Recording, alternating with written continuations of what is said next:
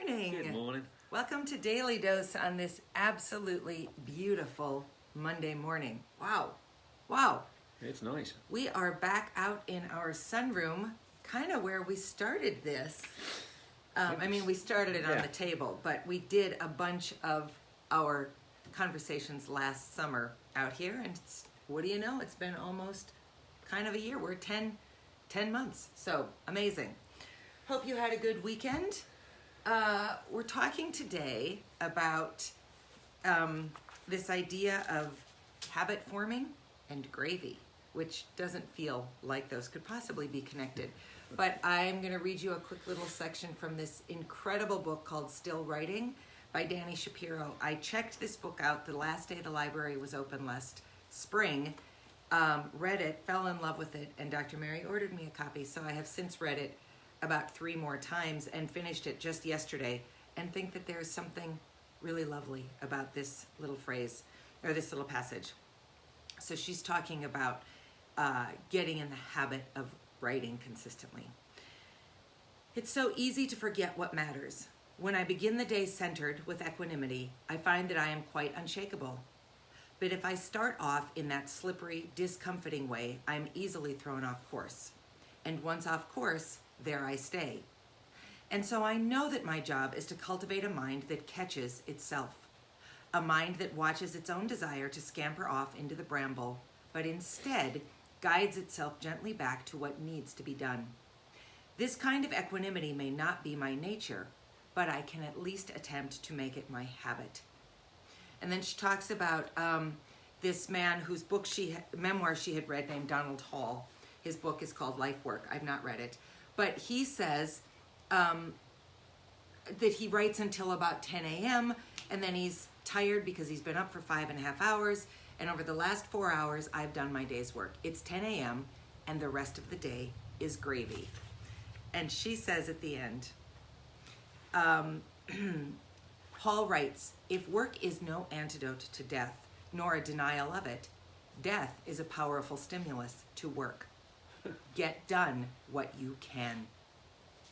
There is this, only this. It would be good to keep these words in mind when we wake up each morning. Get done what you can, and then the rest is gravy.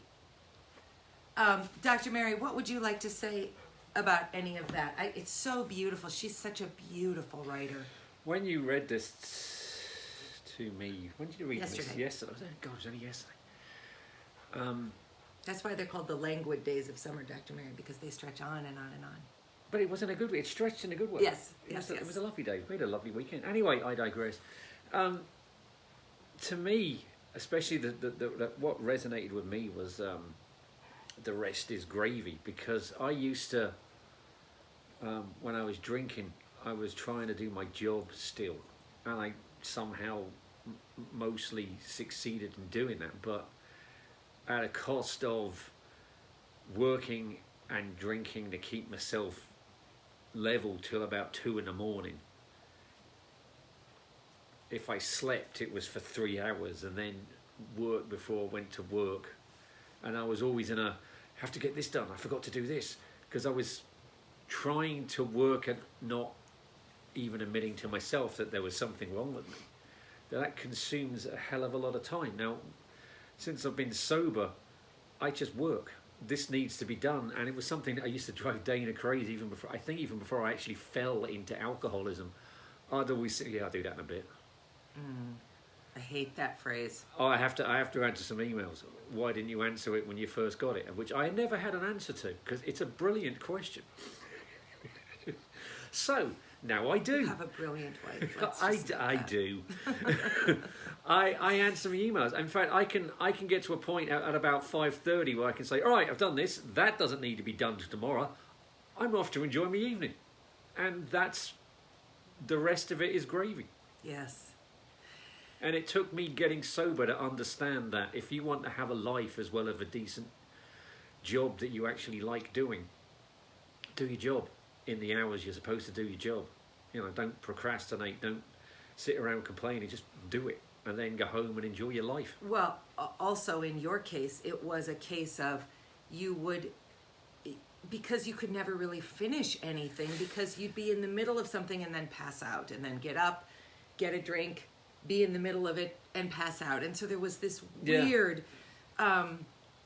almost like being rocked in its own kind of incredibly dysfunctional rhythm of drinking, passing out, doing some work, drinking, passing out, doing some work. I used to say to Maz all the time, you're not saving lives. There are people for whom, if they go to bed, someone will die tonight.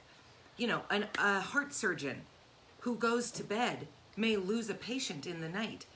You're a college professor of undergrads at a small liberal arts college in the middle of America. I'm not saying that's not an important job. I'm saying that if you don't get it done in its regular amount of time, then you do it tomorrow. I mean, that's a fantastic example of how much work someone who hasn't sought help with their addiction spends a lot of their time trying to be on an even keel. Like, even when you go out, and loads of our guests have said the same thing, it takes so much effort to act normal. You plan your entire night about, I'll go to this, I'll go to that, or no one will see me drink, and I know when I come home I can get this amount of alcohol on me and feel right. And I didn't even realise I was doing that. But this thing about, you know, the rest of it is great. That was the bit that really resonated with me, was that part of that sentence. You get your stuff done now. There's so much more you can do with your life if you don't have that in your head. And then you can enjoy the gravy. Well, and that is so true of all the burdens that we carry in our lives, whatever they may be. You know, if you are riddled with debt, believe me, debt is with you all the time. It lives on your brain all the time.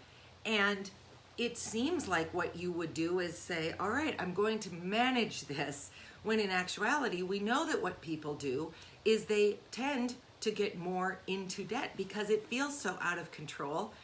It's the Special K, I'm just going to eat this much, this much, this much. Ah, what the heck, I'll just finish it because I'm going to anyway. That cumulative effect of carrying around something that is damaging, burdensome, shameful, is so all-consuming.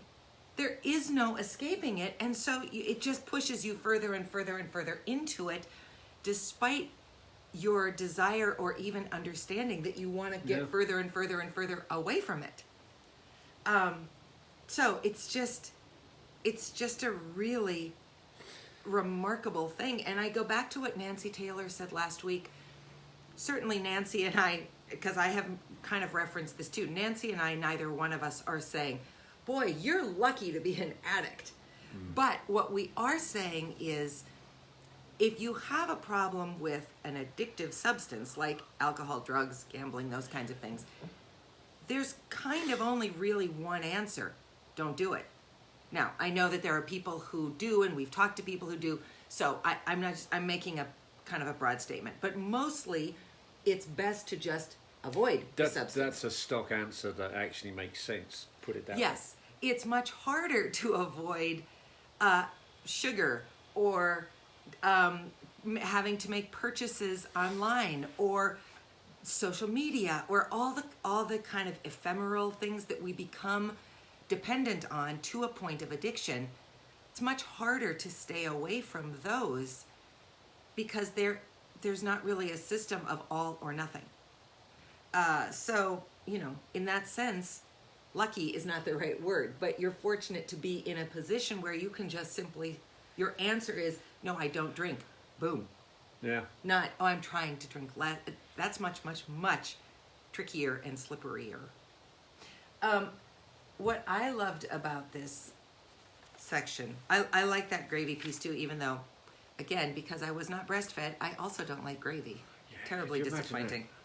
Doesn't like gravy over bread. Or gravy stuff. Gravy full stop. Please don't drown my food in anything. Anyway, I love this whole section about that if I'm thrown off course, if I start the day thinking, oh, today I'm going to do this, this, and this, and then I get waylaid by, whatever shiny thing distracts me, she says, I know that my job is to cultivate a mind that catches itself, a mind that watches its own desire to scamper off into the bramble, but instead guides itself gently back to what needs to be done.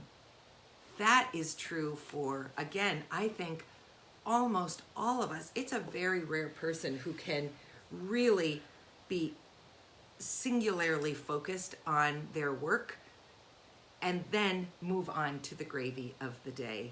Yeah, I mean, that's why I couldn't. I mean, to use a sailing analogy a bit like that, I lost the ability to change tack when the wind changed. If something went wrong, I couldn't get my head up, but I needed to do this because you were focused on wanting to get one thing right. You were really immovable. Yeah. We fought a lot about your job because you, again, treated it like you were saving lives. Well, I have to answer these emails, Dana. The more I think about it, the reason I wanted to get to work was I never drank there. It was kind of but like I'm not talking about that. I'm talking about when you were home. Oh yeah, because I just needed to. I spent so long trying to outwork.